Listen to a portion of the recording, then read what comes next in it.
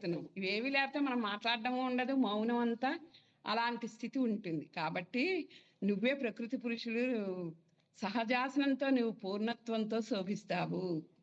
నీ క్షణమాత్ర దర్శనం అయినా చాలు, మరి వెతుకుదామన్నా విఘ్నాలు కనిపించవు.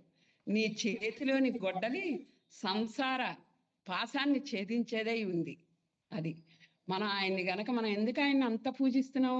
మన జీవితంలో ఎన్ని విఘ్నాలు, పొద్దున లేవడం దగ్గర నుంచి విఘ్నమే. 6ంటికి లేవాలనుకుంటాం, లేవలేము.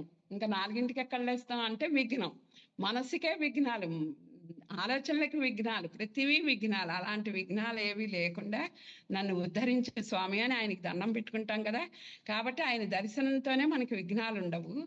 ఆయన చేతిలో ఉండే గొడ్డలి సంసార పాసాన్ని ఛేదించేది. అంటే భండాసుర వదోర్జుక్త అంటారు అమ్మవారిని. అలాగా తన గొడ్డలితో మనలో ఉన్న చెడు ప్రవృత్తిని అంతా ఛేదించేస్తాడు ఆయన. సూక్ష్మం కన్నా అత్యంత సూక్ష్మస్తుల్లో కూడా నీ అధిష్టానం ఉంటుంది. ఇంకా ఆ బ్రహ్మ పర్యంతం ఏదంటారు ఏమిటి, చీమ నుంచి బ్రహ్మ పర్యంతం వరకు ఉండే ఏ పదార్థం ఉందో ఆత్మ వస్తువు, అది నువ్వు మూషికని నీ వాహనంగా చేసుకుని చెప్తున్నావు. అంటే సకల చరాచర జగత్తులో ఉన్న ఏ ఆత్మస్వరూపం అది నేనే. నేను అన్నిటిని ఉద్ధరించే ఆ ఆసనం మీద కూర్చుంటున్నాను. అంటే మన మీద, మనలో ఉండి మనని నడిపిస్తున్నది ఆ సాక్షాత్తు ఆయన. అది ఇక్కడ అంత గొప్ప అర్థం.